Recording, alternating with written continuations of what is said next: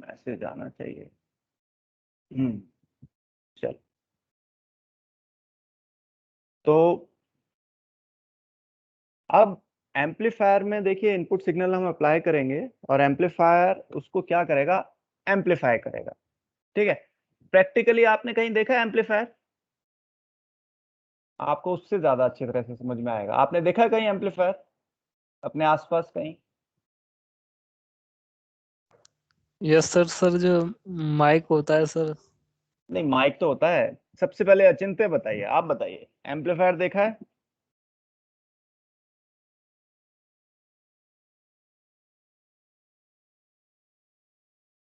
नहीं sir. Amplifier नहीं देखा है, अच्छा। अब आपके घर में स्पीकर सिस्टम है? Yes sir. तो वो स्पीकर सिस्टम में क्या लगा होता है? सर समझ गया समझ गया सर समझ गया। समझ गए ना? हाँ, मैं यही यही चीज तो मेंशन करना चाह रहा हूँ। आप लोग थोड़ा सा प्रैक्टिकली इन चीजों को समझिए। जो आपका साउंड सिस्टम होता है, साउंड सिस्टम का जो मेन डिवाइस है, मेन जो कंपोनेंट है, वो एम्पलीफायर है।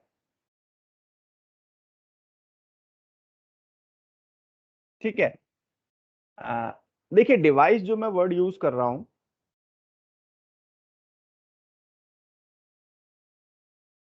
बेसिकली, एक मिनट रुकिए।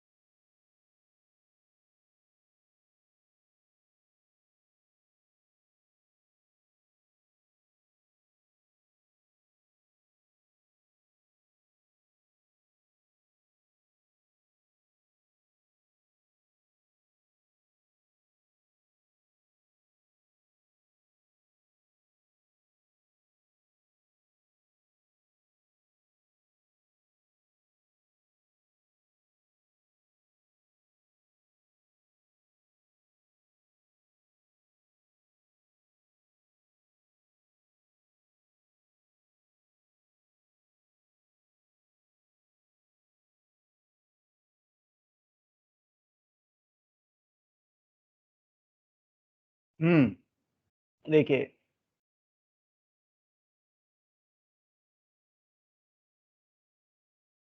डिवाइस, प्रिसाइजली इलेक्ट्रॉनिक्स में डिवाइस का क्या मतलब होता है, ये हम कई सारे इलेक्ट्रॉनिक डिवाइसेस पढ़ते हैं। For example BJT, FET,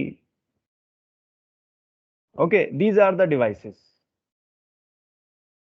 but in general आप जो डिवाइस वर्ड यूज करते हैं वो कंप्लीट सिस्टम के लिए यूज करते हैं। ठीक है ना? जैसे आप कोई साउंड सिस्टम खरीद के लाए, तो आप उसको बोल देते हैं it is an electronic device. But precisely वो इलेक्ट्रॉनिक डिवाइस नहीं है। इलेक्ट्रॉनिक डिवाइस, इलेक्ट्रॉनिक्स में हम इलेक्ट्रॉनिक डिवाइस वर्ड किसके लिए यूज करते हैं? जो जो हमारी बेसिक डिवाइसेस हैं। जैसे हमारा BJT, BJT is an electronic device. FET is an electronic device. Okay, these are the complete system which we use in our daily use. For example, sound system, it is a complete system. It contains so many devices. कई सारे devices से मिलके वो system complete बना होता है। तो in general, but हम उसको भी डिवाइस बोल देते हैं। ठीक है ना? जैसे ट्रांजिस्टर एक पर्टिकुलर डिवाइस है हमारे इलेक्ट्रॉनिक्स में, ठीक है। लेकिन पहले के टाइम में ट्रांजिस्टर हम किसके लिए यूज, ट्रांजिस्टर जो वर्ड है हम किसके लिए यूज करते थे? जो आपका एक रेडियो, हम कंप्लीट सिस्टम खरीद के लेके आते थे, एक डिवाइस खरीद के लेके आते थे, रेडियो, ट्रांजिस्टर वगैरह, उसके लिए उसको हम ट्रांजिस्टर बोलते थे। ठीक है, लेकिन बेसिकली ट्रांजिस्टर हमारे इलेक्ट्रॉनिक्स में एक डिवाइस होती है। ट्रांजिस्टर मीन जैसे bipolar junction transistor, it is a transistor. Field effect transistor, it is a transistor. ये सब आपने एडीसी में पढ़ा होगा। तो जो डिवाइस वर्ड है वो हम यहाँ प्रिसाइजली इलेक्ट्रॉनिक्स में जो हमारी बेसिक डिवाइसेस हैं उनके लिए यूज करते हैं। बट इन जनरल भी हम कंप्लीट सिस्टम के लिए भी डिवाइस वर्ड यूज कर लेते हैं। तो दोनों में आपको डिफरेंस मालूम होना चाहिए, कॉन्टेक्स्ट मालूम होना चाहिए कि हम पर्टिकुलर वर्ड कहाँ पर किसके लिए यूज कर रहे हैं, ठीक है ना। तो ऐसा नहीं है कि आप दोनों में कंफ्यूज करें, मेरे ख्याल से दोनों में कंफ्यूजन आप लोगों को नहीं है या नहीं? No sir. नहीं है सर। No sir. हाँ ठीक है, चलिए। तो देखिए, एम्पलीफायर का हम एग्जांपल ले रहे थे। तो हमारा जो साउंड सिस्टम है उसका जो मेन जो पार्ट है, मेन जो उसका कंपोनेंट है वो हमारा एम्पलीफायर है, ठीक है। एम्पलीफायर के इनपुट में हम हमारा स्मॉल सिग्नल अप्लाई करते हैं। एम्पलीफायर क्या करता है, उसको एम्पलीफाई कर देता है, उसका एम्पलीट्यूड इंक्रीज कर देता है। ओके, तो but amplifier should not affect it's frequency and wave shape. Okay, ideally amplifier should not affect its frequency and wave shape. Now अब एम्पलीफायर में हमने जो सिग्नल अप्लाई किया वो बेसिकली हमारा इलेक्ट्रिकल सिग्नल है। अब इलेक्ट्रिकल सिग्नल में वोल्टेज भी है और करंट भी है, ठीक है।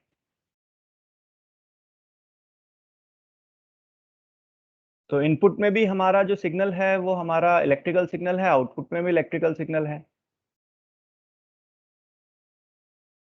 इनपुट में भी हमारा वोल्टेज और करंट है, आउटपुट में भी हमारा वोल्टेज और करंट है। अब हम अपना ये टॉपिक अपना स्टार्ट करते हैं। देखिए, अगर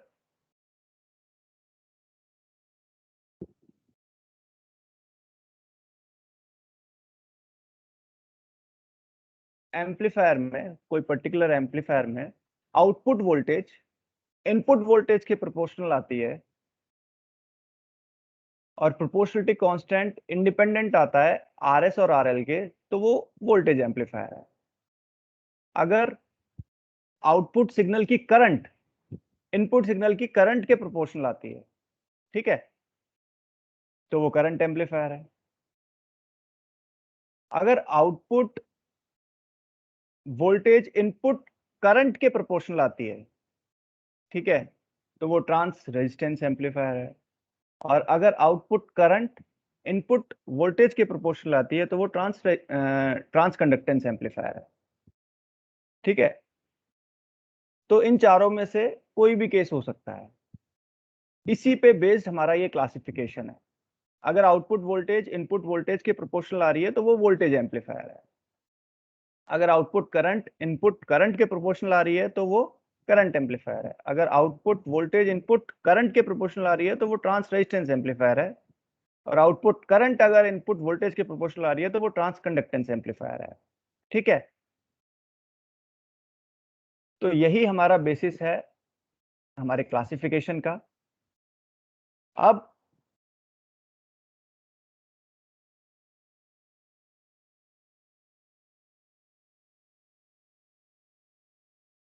एक रूल हमने इसमें बनाया हुआ है कि अगर हम करंट क्वांटिटी कंसीडर करेंगे तो हम नॉर्टन्स इक्विवेलेंट सर्किट यूज करेंगे, और अगर हम वोल्टेज क्वांटिटी कंसीडर करेंगे तो हम थेवेनिन इक्विवेलेंट यूज करेंगे। किसका? सोर्स का। ओके, अगर हम वोल्टेज क्वांटिटी कंसीडर करेंगे तो सोर्स का, चाहे वो इंडिपेंडेंट हो चाहे वो डिपेंडेंट हो, हम थेवेनिन इक्विवेलेंट यूज करेंगे। और अगर करंट क्वांटिटी अगर हम कंसीडर करेंगे तो हम सोर्स का नॉर्टन्स इक्विवेलेंट यूज करेंगे। ऐसा हम क्यों कर रहे हैं? ऐसा हम इसलिए कर रहे हैं ताकि for ease of our understanding and calculation and application of the concepts. Okay, इससे इजी हो जाती हैं चीजें काफी, ठीक है। कैलकुलेशंस हमारी इजी हो जाती है, अंडरस्टैंडिंग हमारी इजी हो जाती है। तो इसलिए हम ये वाला रूल फॉलो करेंगे, चलिए, एम्पलीफायर आप ऑलरेडी जानते हैं, क्लासिफिकेशन का बेसिस हम जान चुके हैं, क्लासिफिकेशन हम जान चुके हैं, ठीक है। अब हम वोल्टेज एम्पलीफायर हम ले चुके हैं। वोल्टेज एम्पलीफायर का एक 2 मिनट में एक जल्दी से रिव्यू ले लेते हैं। वोल्टेज एम्पलीफायर में आप देखेंगे वोल्टेज एम्पलीफायर की डेफिनेशन क्या थी। Voltage amplifier is that amplifier which produces output voltage proportional to the input voltage and proportionality constant is independent of RS and RL. Means voltage amplifier वो amplifier है जो output voltage produce करे proportional to the input voltage. Means जो amplified version है signal का, उसकी जो voltage है वो proportional आए input signal की voltage के, ठीक है। और जो proportionality constant है, जो गेन है, जो प्रोपोर्शनलिटी फैक्टर है, ओके, वो इंडिपेंडेंट आए आरएस और आरएल से। आरएस आपका सोर्स रेजिस्टेंस है, आरएल आपका लोड रेजिस्टेंस है, ठीक है। यहां पर प्रोपोर्शनलिटी फैक्टर बेसिकली क्या होगा, आउटपुट में भी वोल्टेज हम ले रहे हैं, इनपुट में भी वोल्टेज ले रहे हैं, तो प्रोपोर्शनलिटी फैक्टर क्या होगा, output voltage upon input voltage. Output voltage upon input voltage means V naught by V I. तो ये बेसिकली हमारा क्या होगा, गेन होगा AV।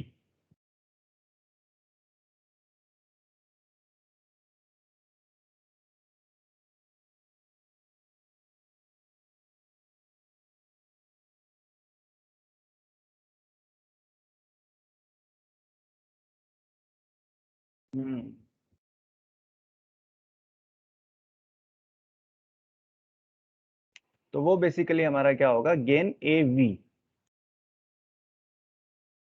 ठीक है। तो AV will be equal to what, AV will be equal to V output voltage upon input voltage. Output voltage produced by the amplifier. Amplifier अभी मैं किसकी बात कर रहा हूं, amplifier is this dotted box, this dotted box. The output voltage of this dotted box is its output voltage and input voltage applied to this dotted box is its input voltage. Okay, so the ratio of output voltage to input voltage is AV, that is voltage gain of the amplifier. Okay, चलिए अब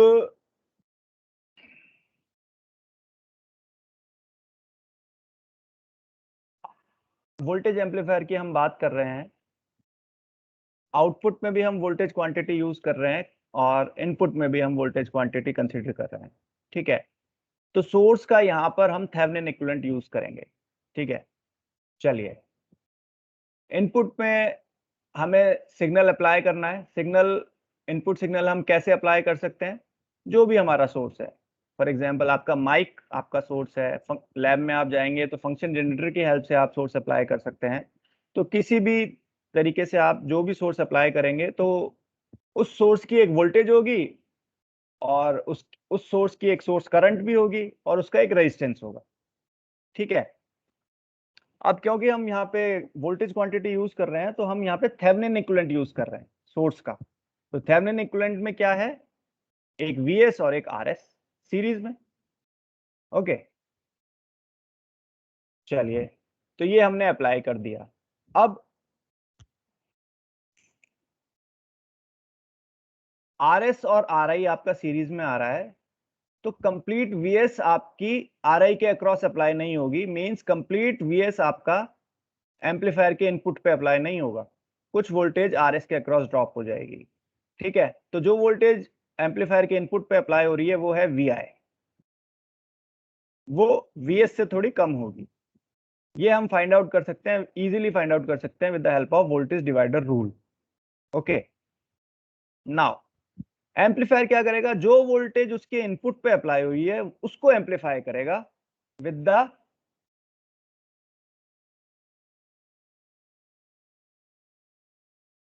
multiplication factor AV, जो कि हमारा gain है। जो कि हमारा proportionality factor है, प्रोपोर्शनलिटी कांस्टेंट है। तो जो वोल्टेज वी आई अप्लाई हुई है एम्पलीफायर के इनपुट पे, उसको वो एम्पलीफाई करेगा, ठीक है। और आउटपुट में हमें AVVI वोल्टेज देगा। अब ये जो वोल्टेज है AVVI, ये आउटपुट में आ रही है, लेकिन ये इसके साथ साथ एम्पलीफायर का एक आउटपुट रेजिस्टेंस R0 भी है। तो अगर ये लोड को हम ओपन कर दें, तो लोड को जब ओपन कर देंगे तो ओपन सर्किट वोल्टेज एम्पलीफायर की कितनी होगी, AVVI। लेकिन जब हम लोड कनेक्ट करेंगे तब कंप्लीट AVVI जो वोल्टेज एम्पलीफायर प्रोड्यूस कर रहा है एट इट्स आउटपुट टर्मिनल, वो कंप्लीट AVVI RL के अक्रॉस नहीं आएगी, कुछ R0 के अक्रॉस ड्रॉप होगी। ओपन सर्किट अगर है तब तो कंप्लीट AVVI आउटपुट टर्मिनल पे अपीयर होगी, क्योंकि ओपन सर्किट है तो कोई करंट फ्लो नहीं होगी, कोई ड्रॉप R0 के अक्रॉस नहीं होगा, कंप्लीट वोल्टेज यहाँ पे आएगी। लेकिन जैसे ही हमने लोड कनेक्ट किया, करंट फ्लो करेगी और कुछ वोल्टेज R0 के अक्रॉस ड्रॉप होगी और बाकी की वोल्टेज हमारी RL के अक्रॉस आएगी, जो हमारी एक्चुअल आउटपुट वोल्टेज होगी, ठीक है। तो आइडियली तो गेन एम्पलीफायर का क्या है, AV, लेकिन प्रैक्टिकली गेन एम्पलीफायर का AV नहीं है। प्रैक्टिकली AV से थोड़ा लेस गेन आएगा, क्योंकि लेस वोल्टेज आएगी RL के अक्रॉस, क्योंकि एक्चुअल में जो आउटपुट हम ले रहे हैं वो हमारे लोड के अक्रॉस ले रहे हैं। एक्चुअल में आउटपुट हमारा लाउड स्पीकर में आएगा, एक्चुअल आउटपुट हमारा CRO पे आएगा, ठीक है। तो आइडियली एम्पलीफायर कुछ भी प्रोड्यूस कर रहा हो, लेकिन हमें तो जो लोड के अक्रॉस मिल रही है वही हमारा एक्चुअल आउटपुट है। तो एक्चुअली V0 जो होगा वो AVVI से थोड़ा कम होगा, ठीक है। चलिए, तो ये हमारा complete electrical equivalent circuit model है वोल्टेज एम्पलीफायर का, ठीक है। एक बार थोड़ा सा दोबारा ले लेते हैं। जो सिग्नल हमें एम्पलीफाई करना है वो VS है, वो कंप्लीट अप्लाई नहीं हो रहा है एम्पलीफायर के इनपुट में, उससे थोड़ा सा कम सिग्नल अप्लाई हो रहा है, ठीक है। और जो ये सिग्नल एम्पलीफाई होके यहाँ एम्पलीफायर के आउटपुट में आ रहा है, लेकिन ये कंप्लीट हमें आउटपुट में नहीं मिल रहा है, इससे थोड़ा सा कम हमें आउटपुट में मिल रहा है, ठीक है। तो ये एम्पलीफायर आइडियल वोल्टेज एम्पलीफायर की तरह कब वर्क करेगा, जब सबसे पहले हम इनपुट सेक्शन में आते हैं। इनपुट सेक्शन में हम आ रहे हैं तो RI अगर आपका RS से बहुत ज्यादा है, ठीक है। अगर हम एम्पलीफायर को डिजाइन इस तरह से करें कि इनपुट रेजिस्टेंस आपका RS से बहुत ज्यादा है, RI की वैल्यू हम बहुत ज्यादा डिजाइन करें, ठीक है, तो RS की वैल्यू कुछ भी हो, ओके, आपकी जो VI है वो अप्रोक्सीमेटली VS के इक्वल आएगी, ठीक है। तो इसलिए आइडियली अगर एम्पलीफायर आपका वोल्टेज एम्पलीफायर की तरह वर्क अगर हमें उसको करवाना है, आइडियल वोल्टेज एम्पलीफायर के केस में RI should be very very larger than RS, simple. अब इसी तरह से आउटपुट सेक्शन में आए, अगर RL की वैल्यू बहुत ज्यादा है R0 से, in other words R0 is very very lesser than RL, because we are the designer of amplifier, तो हमारा कंट्रोल R0 पे है। अगर R0 बहुत कम हम कर दें, R0 की वैल्यू बहुत कम कर दें, तो RL कुछ भी हो, ठीक है, तो कंप्लीट वोल्टेज आपकी जो एम्पलीफायर प्रोड्यूस कर रहा है वो हमारी आउटपुट में आएगी, ठीक है। इफ R0 की वैल्यू हम R के कंपैरिजन में बहुत कम कर दें तो कंप्लीट आउटपुट वोल्टेज RL के अक्रॉस आएगी, और ठीक है, हमारा जो आउटपुट वोल्टेज V0 होगी वो हमारी क्या होगी, अप्रोक्सीमेटली AVVI के इक्वल होगी, ठीक है। और AVVI किसके इक्वल है, AVVI के इक्वल होगी। और VI किसके इक्वल है, VI आपके, हमने अभी इनपुट सेक्शन में देखा if Ri is very much larger than Rs, so Vi is approximately equal to Vs. Okay, and also if R0 is very lesser than RL, then AVVI, then V0 will be equal to what? AVVI, और VI किसके equal है? VS के, तो V0 किसके equal आ गई? AVVS के। ठीक है, तो V0 हमारी जो आउटपुट वोल्टेज है वो किसके इक्वल आ गई? AVVS के। अब आप देखिए, अगर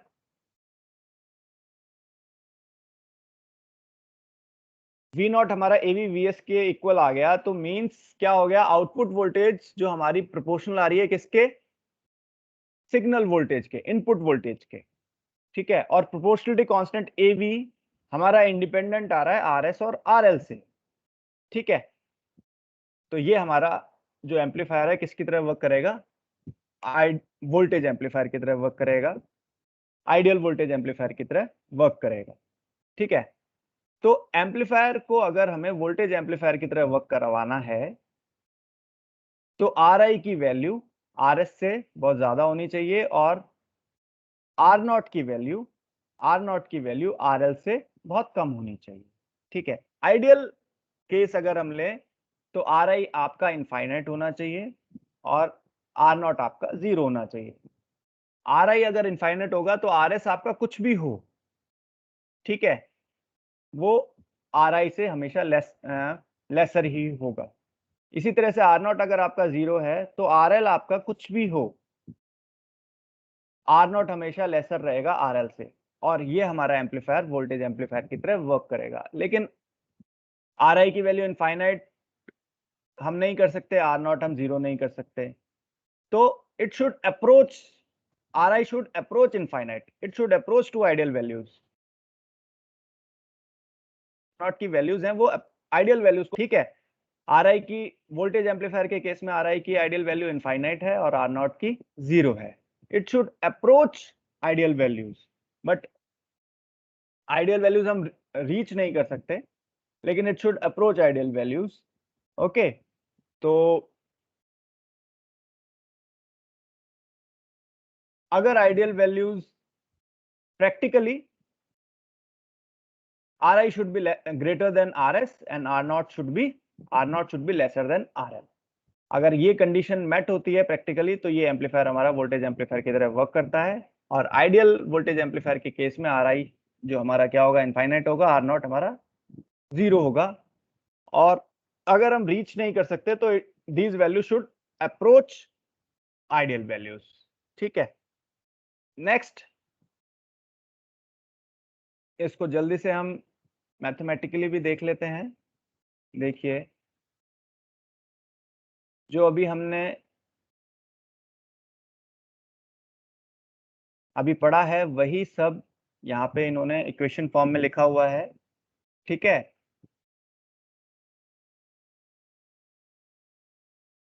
V0 की वैल्यू एक्चुअल में AVVI है, लेकिन अगर ये हमारा Ri की वैल्यू Rs से बहुत कम है तो Vi हमारा Vs के इक्वल होगा, तो इसलिए Vi की वैल्यू हम Vs लिख सकते हैं, तो हमारा V0 हमारा AVVS हो जाएगा। ओके, तो ये हमारा क्या हो गया? वोल्टेज एम्पलीफायर हो गया। ठीक है, for practical voltage amplifier Ri should be greater than Rs, very much greater than Rs, and R0 should be very lesser than RL. Okay, for ideal voltage amplifier Ri should be infinite and R0 should be 0. Now next आते हैं हम, यहां तक किसी को कोई problem?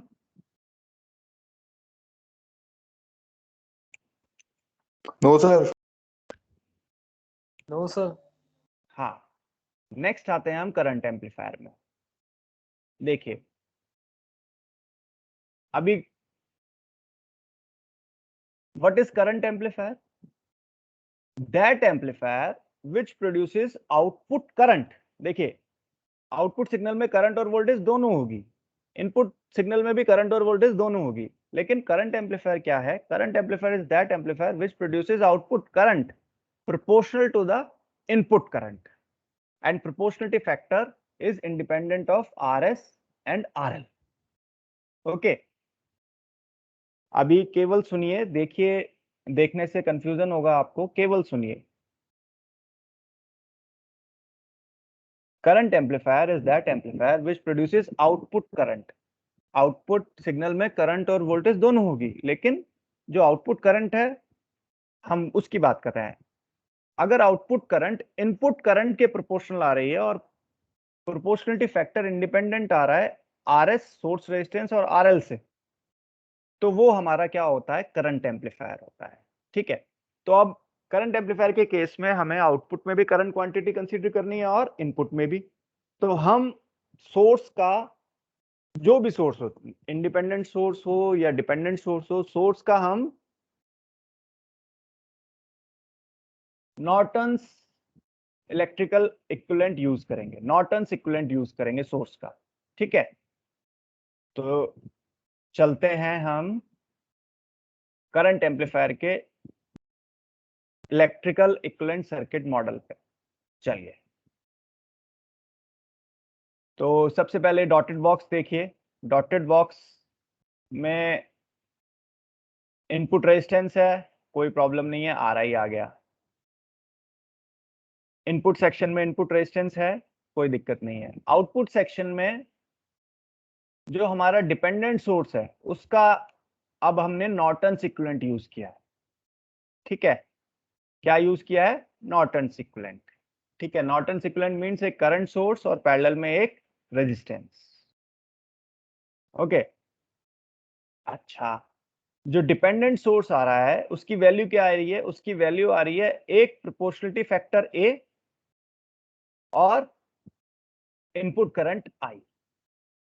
ठीक है, क्योंकि करंट एम्पलीफायर क्या करता है? Basically current amplifier output current produce करता है proportional to the input current. तो यहाँ पे जो डिपेंडेंट करंट सोर्स आएगा वो किस पे डिपेंडेंट आएगा? इनपुट करंट पर।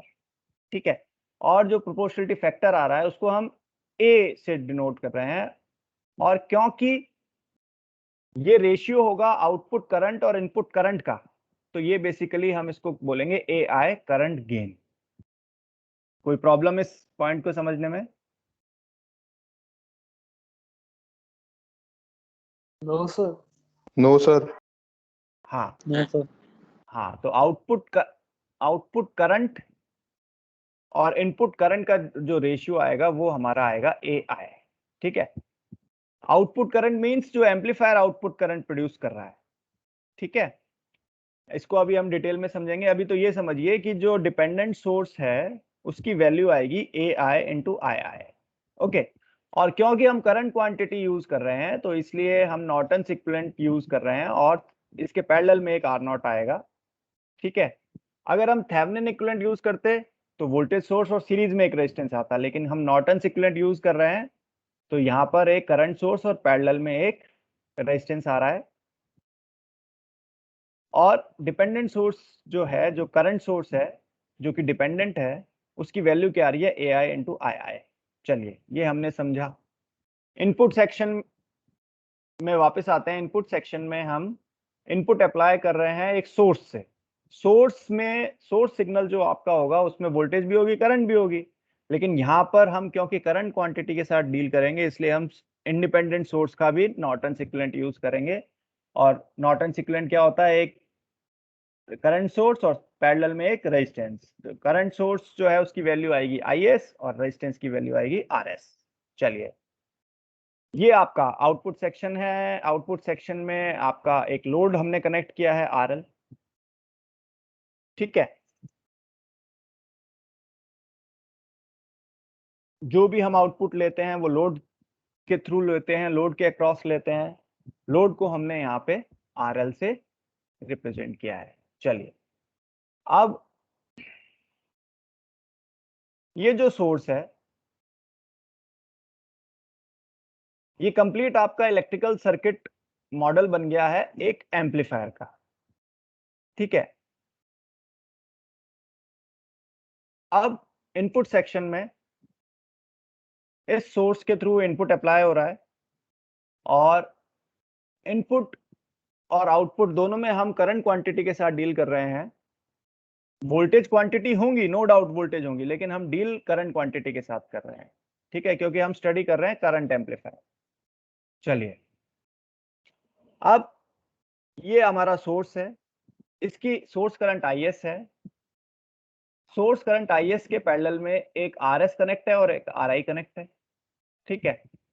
अब ये कंप्लीट IS RI में फ्लो नहीं होगी, कुछ करंट RS में डिवाइड हो जाएगी और रेस्ट ऑफ द करंट हमारी RI में फ्लो होगी, जिसको हम II बोल रहे हैं, input current to the amplifier, ठीक है।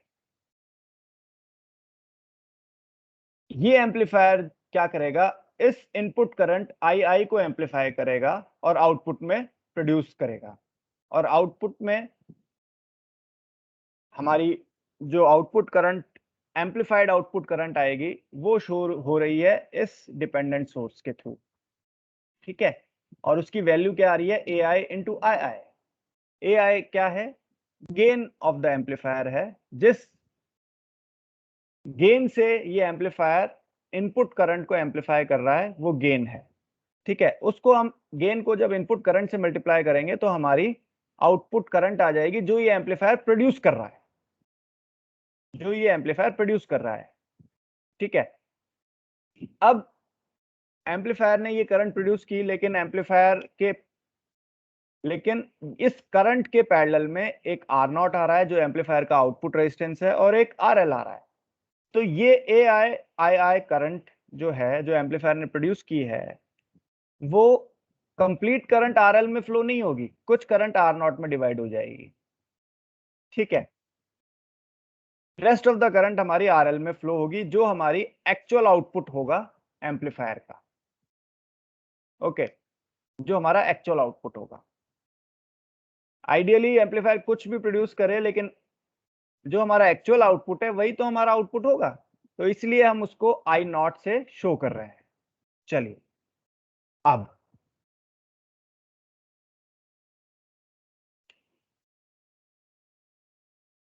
इफ अगर RS की वैल्यू बहुत कम हो जाए RI के कंपैरिजन में,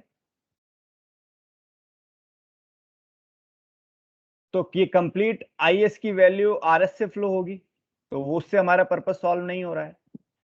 अगर RS की वैल्यू,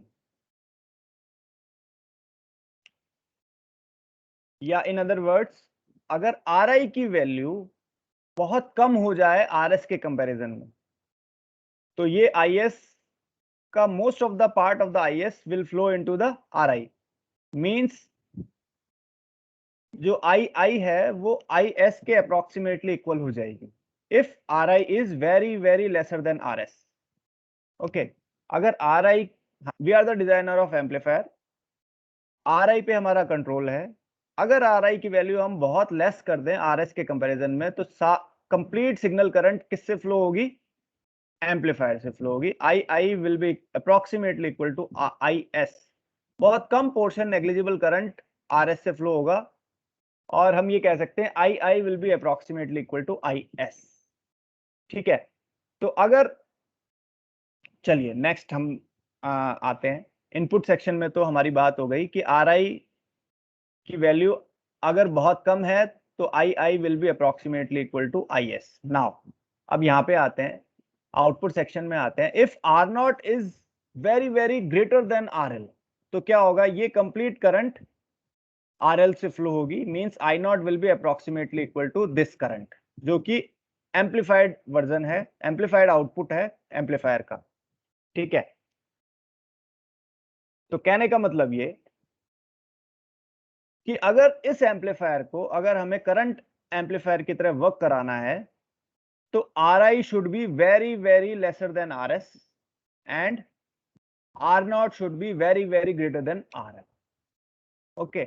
अगर ऐसा होगा तो क्या होगा, II will be approximately equal to IS and this current will be what, AIIS, because II is approximately equal to IS, okay. तो this current will be AIIS। और नेक्स्ट इसके बाद जब R0 is very very greater than RL, then this current will be equal to what, I0 will be equal to what, this current. और this current हमारी ये वाली current क्या है, AIIS है, तो I0 will be equal to what, AIIS। अब जब I0 हमारी AIIS आ गई, तो इस केस में क्या हो गया, आउटपुट करंट प्रोपोर्शनल आ रही है किसके, इनपुट करंट के, सोर्स करंट के। ठीक है, कंफ्यूज मत होइएगा, इनपुट करंट ये वाली I input to the amplifier है, ठीक है, और ये हमारी सोर्स करंट है। बट एक्चुअल में जो हम एम्पलीफाई करना चाह रहे हैं वो सोर्स करंट को ही एम्पलीफाई करना चाह रहे हैं, ठीक है। बट प्रैक्टिकली क्योंकि RS आ रहा है, इसलिए कंप्लीट सोर्स करंट हमारी आई के इक्वल नहीं है। तो basically input to the amplifier जो है वो होना IS चाहिए था, लेकिन है कुछ कम। तो इसलिए मैं इसको सोर्स करंट को इनपुट करंट बोल रहा हूं, जो कि हमारी इस केस में अब आ गई है। I0 किसके इक्वल आ गई है, AIIS के इक्वल आ गई है।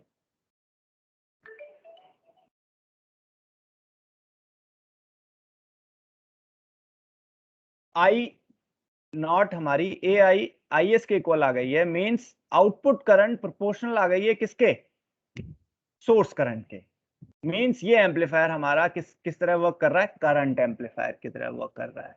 ओके, तो प्रैक्टिकली अगर एम्पलीफायर को करंट एम्पलीफायर की तरह वर्क करवाना है, ठीक है, तो Ri should be very very lesser than RS and R0 should be very very greater than RL.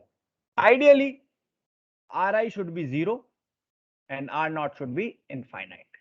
ठीक है, कोई प्रॉब्लम इसमें समझने में?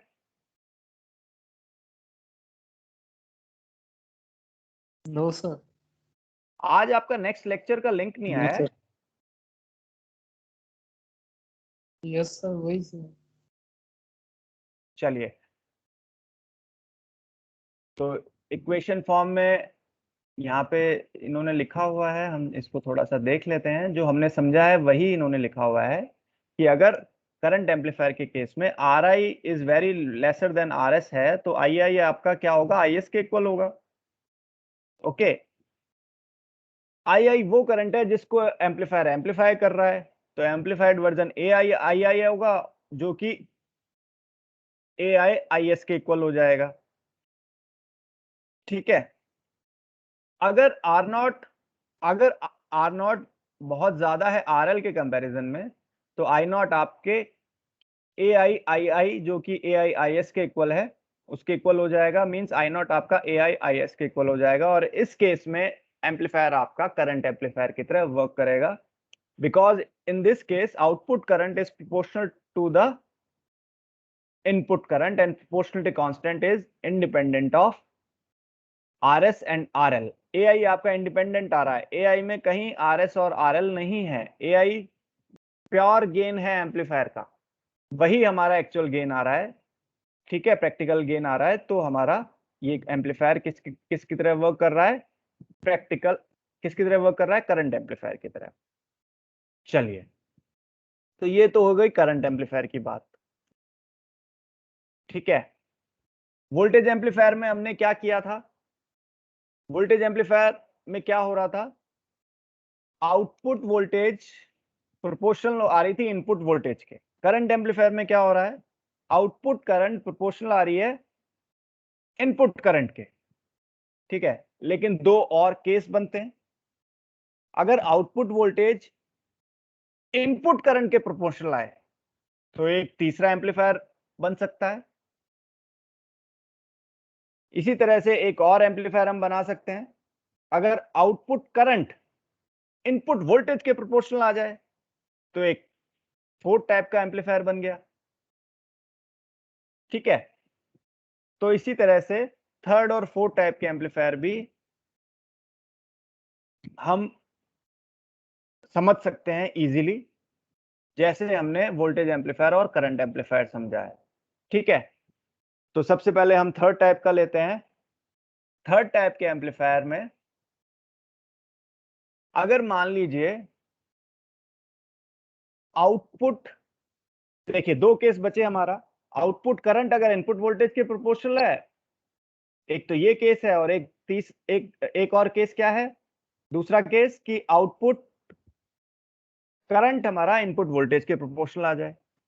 तो ये दो केस बचे। तो इसी तरह इन दो केस पे ही हमारे दो एम्पलीफायर और बन जाते हैं। ठीक है, तो सबसे पहले हम लेते हैं, नाम हम बाद में लेंगे। एक minute, battery is low.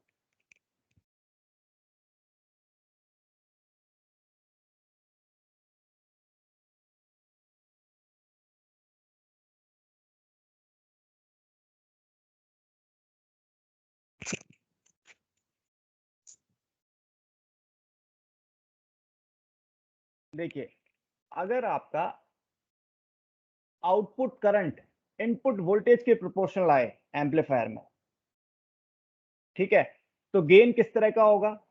Gain क्या होगा? गेन होता है ratio of output to input. Output है करंट, इनपुट है वोल्टेज, तो रेशियो क्या होगा? एक रेजिस्टेंस होगा।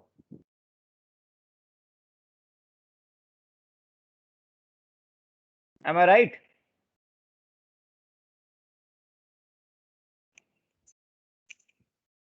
Yes sir. Yes sir. Okay,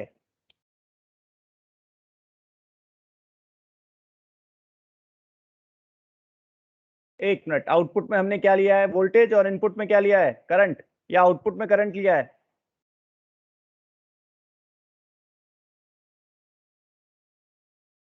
sir output पे करंट लिया है सर। हाँ, आउटपुट में करंट लिया है, तो फिर ये राइट कैसे हुआ? देखिए, सर कंडक्टेंस होगा सर, ट्रांसफर। कंडक्टेंस होगा। आप लोग थोड़ा देखिए सर मैं जरा। रिपीट करवाने वाला था सर, तब तक बारिश ने कह दिया sir. Yes sir. Okay okay okay okay okay okay, ठीक है, थोड़ा सा ध्यान दीजिए, बड़ा सिंपल है, कुछ नहीं है। अगर आउटपुट करंट आपके इनपुट वोल्टेज के प्रोपोर्शनल है, तो हमारा गेन क्या होगा? गेन होता है हमारा आउटपुट बाय इनपुट। आउटपुट में वोल्टेज ले रहे हैं, आउटपुट में हम करंट ले रहे हैं, इनपुट में हम वोल्टेज ले रहे हैं, तो गेन होगा करंट बाय वोल्टेज। ठीक है, और करंट बाय वोल्टेज बेसिकली क्या होता है? रेजिस्टेंस है। रेजिस्टेंस होता है, नहीं होता है? अगेन चुप हो गए। अरे करंट बाय वोल्टेज क्या होता है? कंडक्टेंस होता है। कंडक्टेंस होता है सर, हाँ वोल्टेज कंडक्ट अपॉन हाँ वोल्टेज कंडक्ट रेजिस्टेंस। हाँ कंडक्टेंस होता है।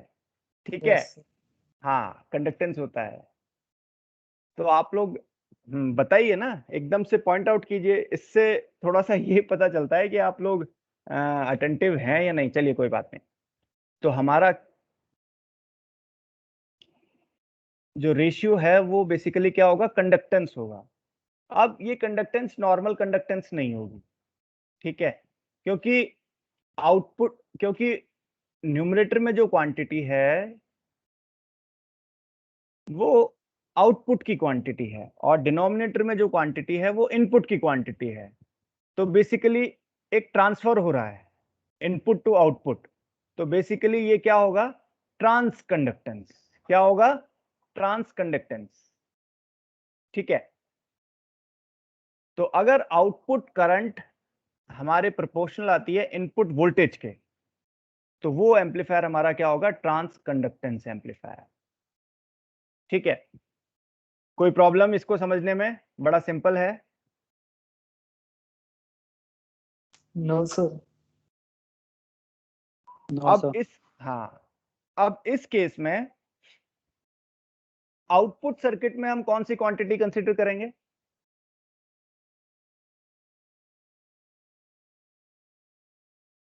सर करंट करेंगे। करंट। करंट करेंगे।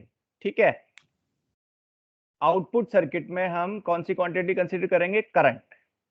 चलिए, अच्छा, इनपुट सर्किट में हम कौन सी क्वांटिटी कंसीडर करेंगे? अचिंत है। Voltage sir. यानी कि आप लोगों को अंडरस्टैंडिंग है। चलिए, ठीक है, अब आउटपुट सर्किट में हम करंट क्वांटिटी कंसीडर करेंगे और इनपुट सर्किट में हम वोल्टेज क्वांटिटी कंसीडर करेंगे। तो आउटपुट सर्किट में हम सोर्स का कौन सा इक्विवेलेंट यूज करेंगे?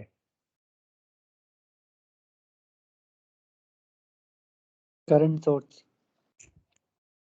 उसको क्या बोलते हैं? Practical current source. नहीं, कौन सा नेटवर्क बोलते हैं उसको? Norton equivalent? Yes sir, Norton equivalent. Norton equivalent use करेंगे। अच्छा, इनपुट सर्किट में हम वोल्टेज क्वांटिटी कंसीडर कर रहे हैं। तो इनपुट सर्किट में हम सोर्स का, कोई भी सोर्स हो, डिपेंडेंट सोर्स हो या इंडिपेंडेंट सोर्स हो, ठीक है, सोर्स का कौन सा इक्विवेलेंट यूज करेंगे? Sir Thevenin. Thevenin equivalent use करेंगे। ठीक है, तो ट्रांस कंडक्टेंस एम्पलीफायर में हम आउटपुट सर्किट में सोर्स का नॉर्टन इक्विवेलेंट यूज करेंगे और इनपुट सर्किट में सोर्स का हम थेवेनिन इक्विवेलेंट यूज करेंगे। ठीक है, तो कहने का मतलब ये,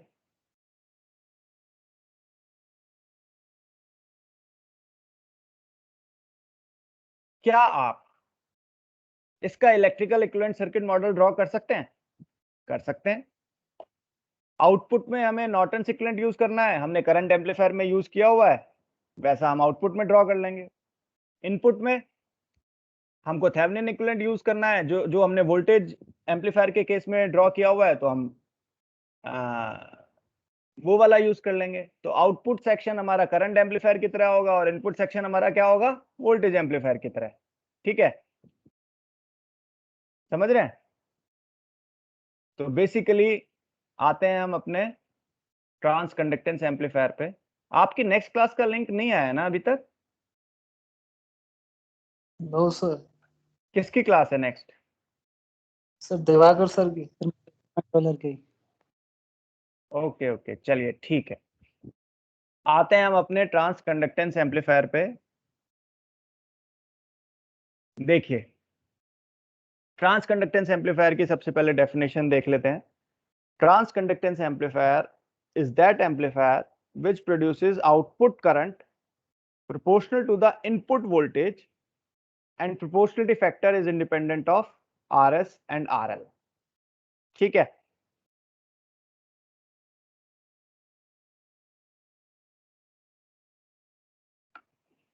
चलिए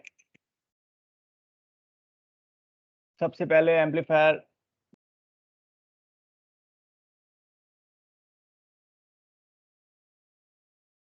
का हम इलेक्ट्रिकल इक्विवेलेंट सर्किट मॉडल देखते हैं। जो सोर्स, इंडिपेंडेंट सोर्स हम अप्लाई करेंगे, इनपुट सेक्शन में हम वोल्टेज क्वांटिटी कंसीडर कर रहे हैं, तो सोर्स का हम थेवेनिन इक्विवेलेंट यूज करेंगे। तो सोर्स का हमने थेवेनिन इक्विवेलेंट यूज किया हुआ है। ठीक है, ये हमारा बेसिक एम्पलीफायर हो गया। बेसिक एम्पलीफायर के इनपुट सेक्शन में क्या है? Input resistance of the amplifier. Input terminals पे वोल्टेज भी अप्लाई होगी और करंट भी अप्लाई होगी, लेकिन हम कंसीडर क्या करेंगे? वोल्टेज कंसीडर करेंगे, क्योंकि इनपुट सेक्शन में हमें वोल्टेज क्वांटिटी को कंसीडर करना है, तो हमने केवल वोल्टेज शो किया हुआ है VI। चलिए, अब ये जो VI है, ये इसको एम्पलीफाई कर रहा है एम्पलीफायर एम्पलीफाई कर रहा है इस वोल्टेज को। ठीक है, और आउटपुट में इस वोल्टेज के पे डिपेंडेंट एक सोर्स प्रोड्यूस कर रहा है।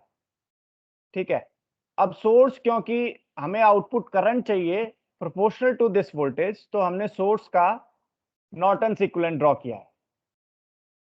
ठीक है, अगर हमें आउटपुट वोल्टेज चाहिए होती तो हम सोर्स का वो थेवेनिन इक्विवेलेंट यूज करते। अभी हमको आउटपुट करंट चाहिए, तो हमने सोर्स का नॉर्टन इक्विवेलेंट यूज किया है। अब नॉर्टन इक्विवेलेंट मींस ए करंट सोर्स पैरेलल में एक रेजिस्टेंस। अब ये करंट सोर्स है, इसकी वैल्यू क्या होगी? इसकी वैल्यू होगी, डिपेंड करेगा वो VI पे, VI के प्रोपोर्शनल होगी, और प्रोपोर्शनलिटी फैक्टर जो एक मल्टीप्लायर आएगा, वो एक गेन होगा। ठीक है, उसको हम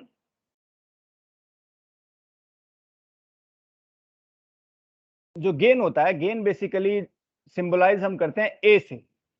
ठीक है, वोल्टेज एम्पलीफायर में वो वोल्टेज गेन था तो A इक्वल था AV के, करंट एम्पलीफायर में वो करंट गेन था तो A इक्वल था AI के। यहां पर जो गेन है A, यहां पर गेन होगा GM। GM क्या है? G तो बेसिकली सिंबल है कंडक्टेंस का, और M means mutual transfer, trans, तो GM is basically transconductance of this basic amplifier. ठीक है, तो GM जो एक प्रोपोर्शनलिटी फैक्टर है, प्रोपोर्शनलिटी कांस्टेंट है, जो एक मल्टीप्लायर है, उससे आपकी इनपुट वोल्टेज मल्टीप्लाई होगी और वो करंट ये बेसिक एम्पलीफायर प्रोड्यूस करेगा एट इट्स आउटपुट टर्मिनल्स। ठीक है, चलिए अब ये जो आउटपुट करंट प्रोड्यूस की एम्पलीफायर ने, जो कि प्रोपोर्शनल है इनपुट वोल्टेज VI के, ये आउटपुट करंट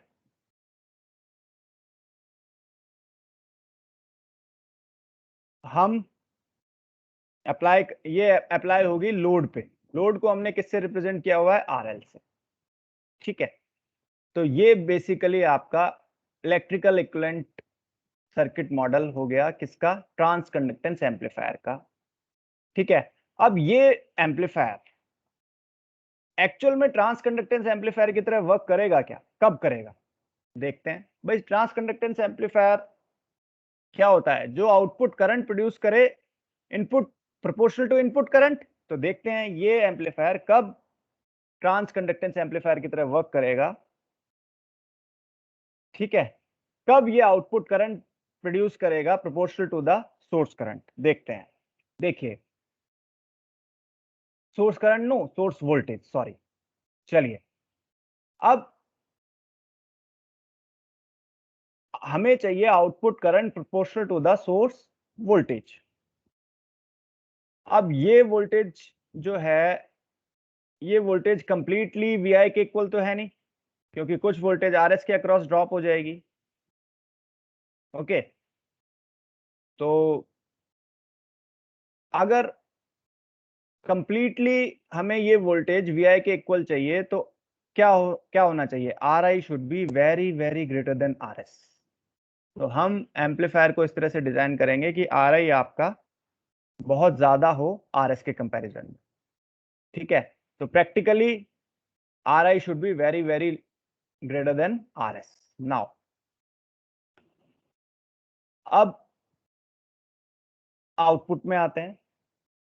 आउटपुट में जो करंट एम्पलीफायर प्रोड्यूस करेगा वो करंट GMVI है, और क्योंकि इसके पैरेलल में एक R0 आ रहा है, एक RL आ रहा है, तो कंप्लीट करंट आउटपुट में ना जाके कुछ R0 के क्रॉस भी फ्लो करेगी। अगर हमें I0 जो आउटपुट करंट है उसको GMVI के इक्वल करना है तो क्या होना चाहिए? R0 should be very very greater than RL, क्योंकि करंट आपकी जो है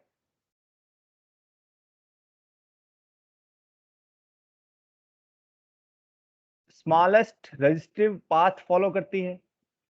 ठीक है ना, तो R0 should be very very greater than RL। जब R0 आपका बहुत ज्यादा होगा तो कंप्लीट आउटपुट करंट जो होगी वो RL के अक्रॉस फ्लो होगी, I0 जो होगी वो GMVI के इक्वल होगी। तो अगर इस एम्पलीफायर को हमें ट्रांस कंडक्टेंस एम्पलीफायर की तरह वर्क करवाना है तो RI आपका क्या होना चाहिए? बहुत ज्यादा होना चाहिए RS के कंपैरिजन में, और R0 आपका बहुत ज्यादा होना चाहिए RL के कंपैरिजन में। Ideally RI should be infinite होना चाहिए और R0 भी इनफाइनाइट होना चाहिए, तो बोथ वैल्यूज आपकी इनफाइनाइट होनी चाहिए। ठीक है, तो जब बोथ वैल्यूज आपकी इनफाइनाइट होंगी तो ये एम्पलीफायर आपका आइडियल ट्रांस कंडक्टेंस एम्पलीफायर की तरह वर्क करेगा। लेकिन प्रैक्टिकली RI आपका RS के कंपैरिजन में बहुत ज्यादा होना चाहिए और R0 आपका RL के कंपैरिजन में बहुत ज्यादा होना चाहिए। अगर RI आपका RS के कंपैरिजन में बहुत ज्यादा होगा तो VI किसके इक्वल होगा? VS के। VI VS के इक्वल हो जाएगा तो यही वोल्टेज तो एम्पलीफायर एम्पलीफाई कर रहा है, तो GMVI क्या हो जाएगा, GMVS के इक्वल हो जाएगा। GMVS बेसिकली क्या है, एक करंट है, ठीक है। ये करंट अगर R0 आपकी RL के कंपैरिजन में बहुत ज्यादा है तो ये कंप्लीट करंट RL के थ्रू फ्लो होगी, मींस आउटपुट करंट हमारी किसके इक्वल हो जाएगी, GMVS के इक्वल हो जाएगी। तो इस केस में ये आपका ट्रांसकंडक्टेंस एम्पलीफायर की तरह वर्क करेगा, ठीक है। तो practically Ri should be very very greater then Rs और R0 should be very very greater than RL. Ideally Ri should be infinite and also R0 should also be infinite. तो ये हमारा बन गया ट्रांसकंडक्टेंस एम्पलीफायर। कोई problem यहां तक किसी को समझने में?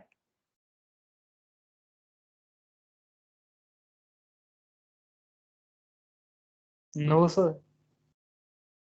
No okay sir. ओके, कितने कितने परसेंट समझ में आया? सर 2000%।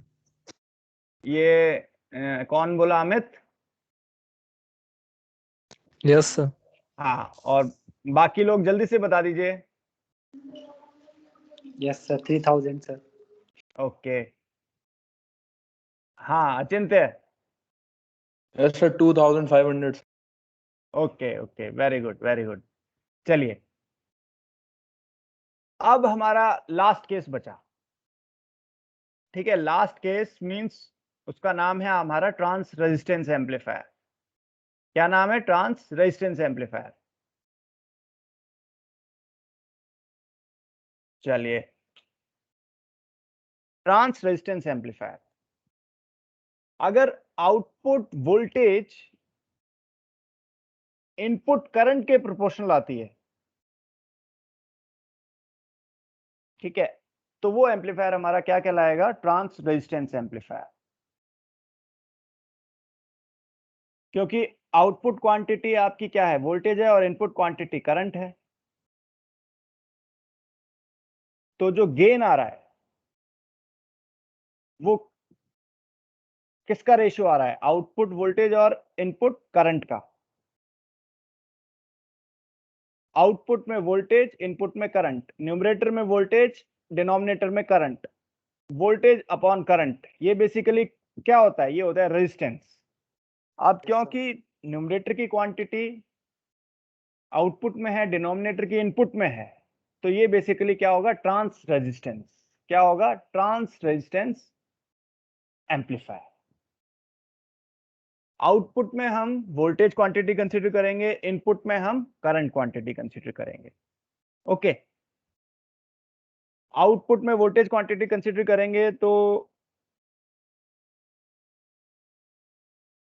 सोर्स का, जो भी सोर्स हो, इंडिपेंडेंट सोर्स हो या डिपेंडेंट सोर्स हो, सोर्स का हम कौन सा इक्विवेलेंट यूज करेंगे, थेवेनिन इक्विवेलेंट यूज करेंगे। इनपुट में हम करंट क्वांटिटी कंसीडर करेंगे, तो सोर्स का कोई भी सोर्स हो उसका हम नॉर्टन इक्विवेलेंट यूज करेंगे। गेन हमारा होगा transresistance, means capital R और एम, आर एम, ठीक है। गेन हमारा आर एम होगा। तो क्या आप ट्रांस रेजिस्टेंस एम्पलीफायर का इक्विवेलेंट सर्किट मॉडल ड्रॉ कर सकते हैं?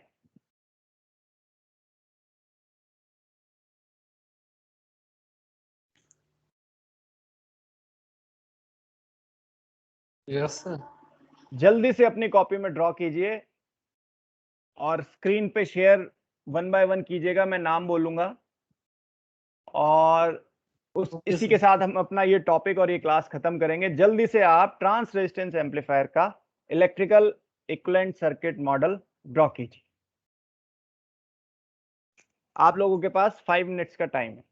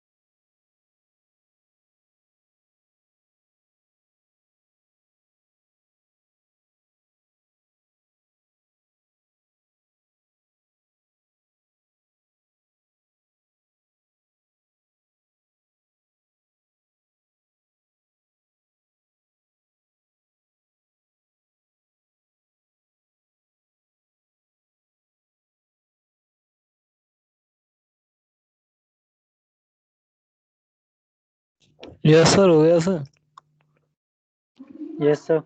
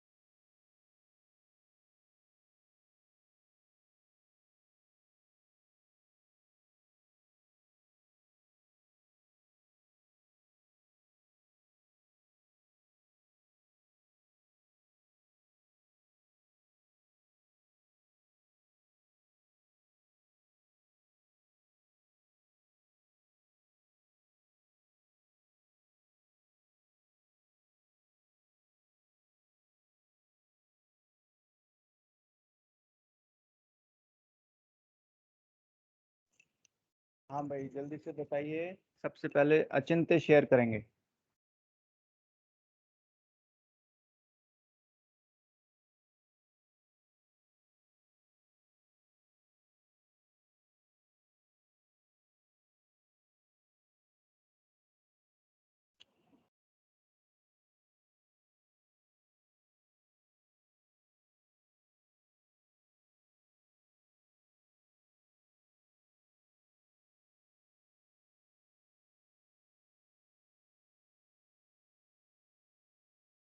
Achintya, will you share your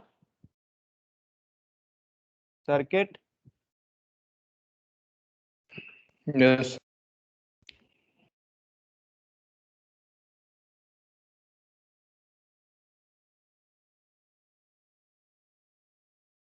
It is not clearly visible.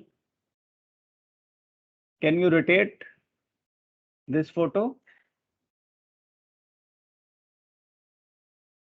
Okay, sir. Now, next, Amit, please show your circuit.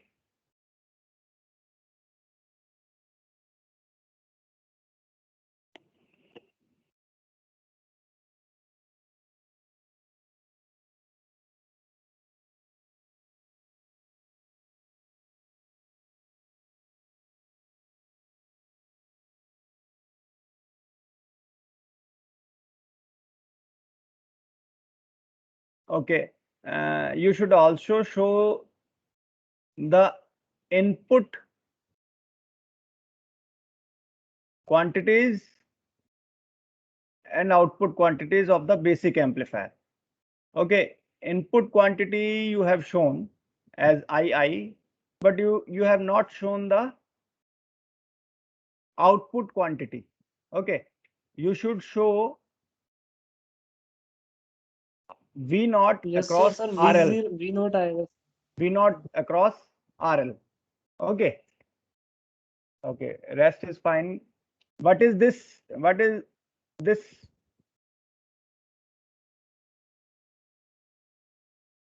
What is the value of this dependent source? RM? Sir, RMII. RMII. Okay. Okay. Very good. R will be capital and M will be small. Okay. So I will tell you the difference between small m and capital M, but here M will be small and R will be capital. RM. Okay. Now show me the circuit of Bhavesh. Please show me your circuit.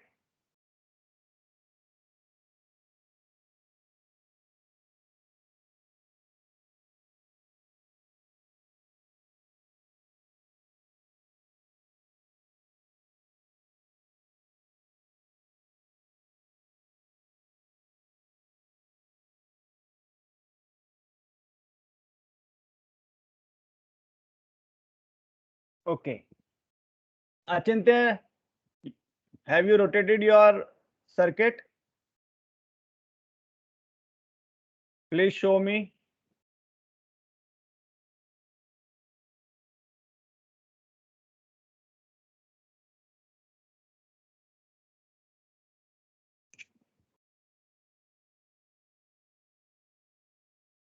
Your circuit is not clearly visible. Have you completely understood? Yes, sir. Okay. Now, next question is, tell me the ideal values of input and output resistances of the basic amplifier in this case. Ri should be less than Rs and R not should be less than RL.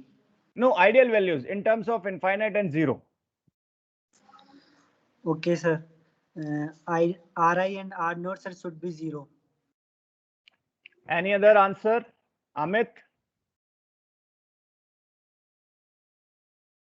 Sir, RI should be infinite, sir. Any other answer? Achintya?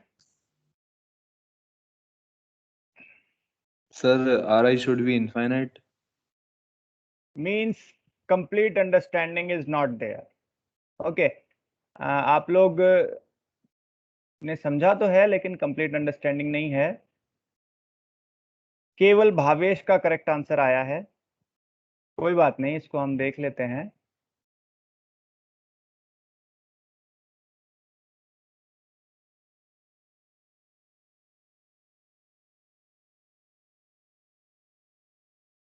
आप लोगों ने find out करके बोला है या ऐसे ही बोल दिया है?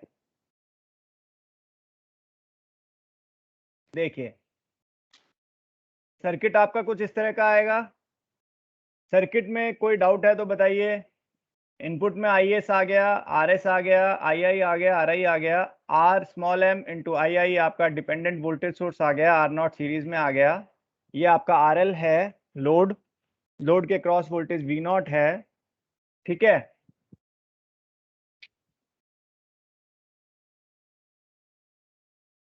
अब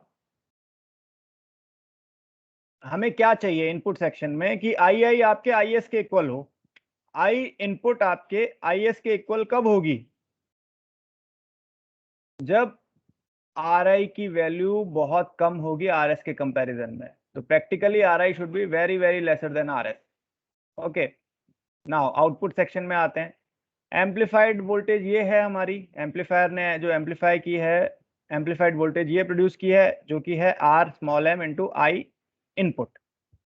अब ये वोल्टेज कुछ R0 के अक्रॉस ड्रॉप हो रही है, कुछ RL के अक्रॉस ड्रॉप हो रही है. कुछ आर नॉट के अक्रॉस आ रही है, कुछ आर एल के अक्रॉस आ रही है। हमें क्या चाहिए, सारी की सारी वोल्टेज ये आर एल के अक्रॉस आए। ठीक है, तो कब ऐसा कब होगा, जब आर नॉट की वैल्यू बहुत कम होगी आर एल के कंपैरिजन में। R naught should be very very much lesser than R L. Okay,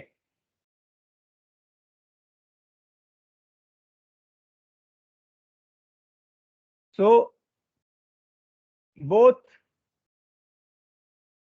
Ri should be very much lesser than Rs and R naught should be very much lesser than RL।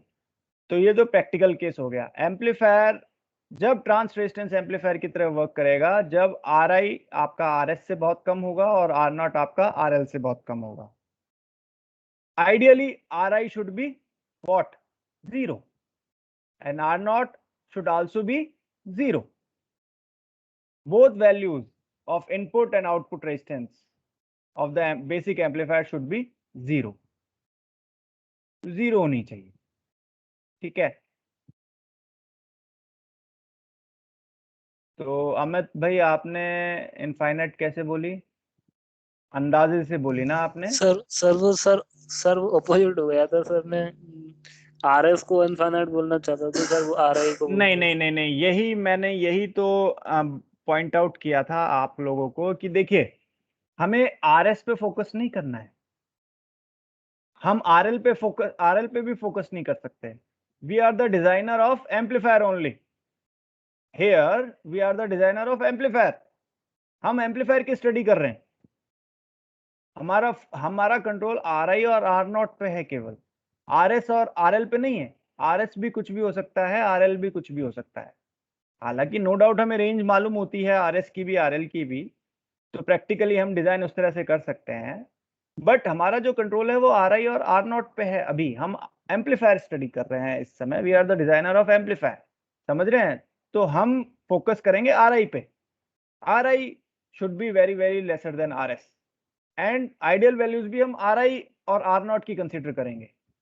ठीक है, book में चाहे कैसे भी लिखा हो, आपको left hand side में आर आई ही रखना है और राइट हैंड साइड पे आर एस रखेंगे। आउटपुट में लेफ्ट हैंड साइड पे आर नॉट रखेंगे, राइट हैंड साइड पे आर एल, क्योंकि इसी से ही आपकी अंडरस्टैंडिंग बनेगी और इसी से ही आपको याद भी रहेगा।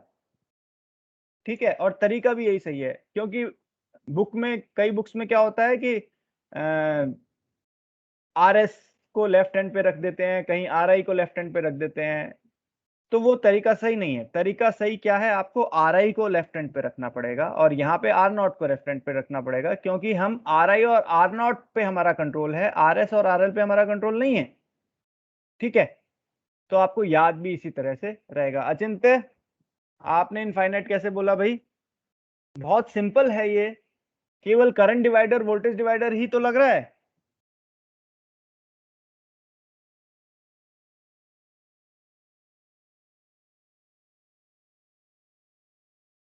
हाँ भाई अचिंत्य। हो गया सर, समझ गया सर। नहीं, आपने खुद कैलकुलेट किया या ऐसे ही सुन के बोल दिया?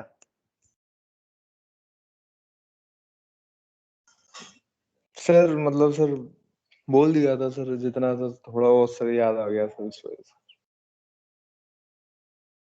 ओके, बहुत सिंपल है। ठीक है, जस्ट आपको जो हमने अभी अंडरस्टैंडिंग अपनी बनाई है बस उसको अप्लाई करना है। जो थ्योरी अभी हमने स्टडी की है उसको जस्ट आपको अप्लाई करना है। बहुत सिंपल है ये।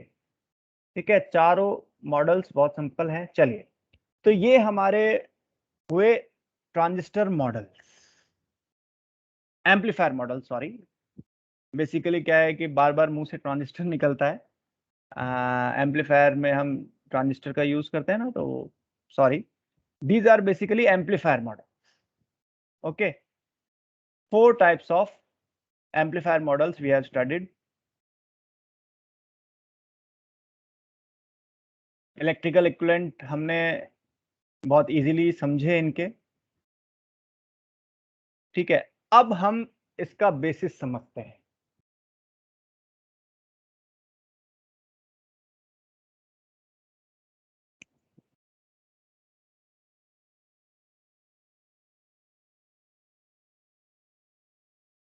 देखिए,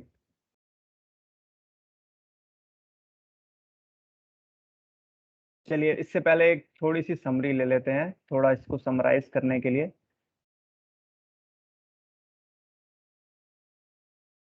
बस समरी के बाद आपकी क्लास हम स्टॉप करेंगे। तो जिन लोगों को थोड़ा सा लेंदी लग रहा है उन लोगों को बस 2 मिनट और वेट करना पड़ेगा। वोल्टेज एम्पलीफायर के केस में आउटपुट सिग्नल इनपुट सिग्नल दोनों वोल्टेज हैं। इनपुट रेजिस्टेंस इनफाइनाइट होना चाहिए। Ideally input resistance should be infinite, output resistance should be 0। Amplification factor जो है वो आपका वोल्टेज गेन है AV। करंट एम्पलीफायर के केस में आउटपुट और इनपुट दोनों करंट है, RI 0 है, R0 इनफाइनाइट है। Amplification factor current gain AI है। ट्रांस कंडक्टेंस एम्पलीफायर के केस में आउटपुट सिग्नल करंट है, इनपुट वोल्टेज है, दोनों वैल्यूज इनफाइनाइट है, गेन आपका GM है। Transconductance transresistance amplifier के केस में आउटपुट वोल्टेज है, इनपुट सिग्नल करंट है, RI और R0 दोनों 0 है। एम्पलीफिकेशन फैक्टर आपका RM है, ट्रांस रेजिस्टेंस। ठीक है, तो बेसिकली ये आपका क्लासिफिकेशन है। चारों टाइप के एम्पलीफायर्स आप समझ चुके हैं।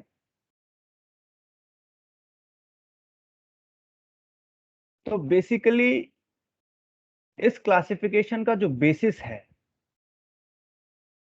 वो बेसिस क्या है?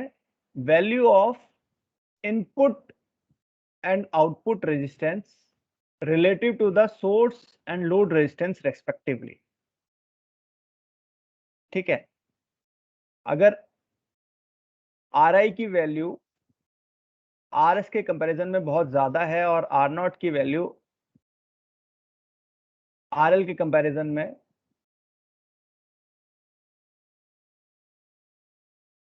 बहुत कम है, तो वो हमारा वोल्टेज एम्पलीफायर है।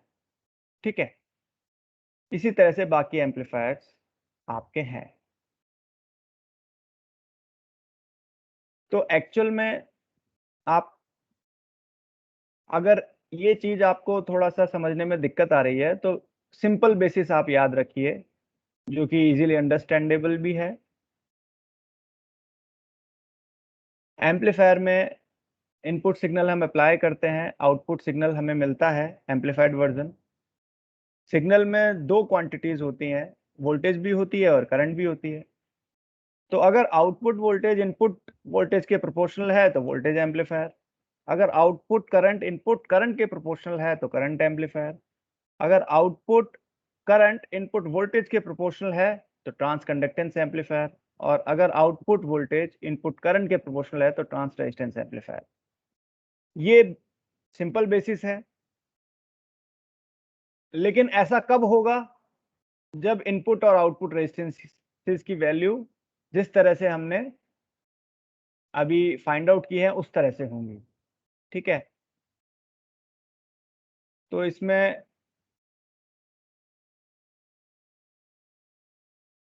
इस तरह से हम अपने एम्पलीफायर्स का क्लासिफिकेशन कर सकते हैं। ठीक है, किसी को कोई डाउट अब होना नहीं चाहिए। इसी के साथ हम आज की क्लास अपनी स्टॉप करते हैं। किसी को कुछ प्रॉब्लम हो तो वो पूछ सकता है। No problem sir. Next class आपकी कितने बजे से है? सर 2 बजे से। ओके, ठीक है।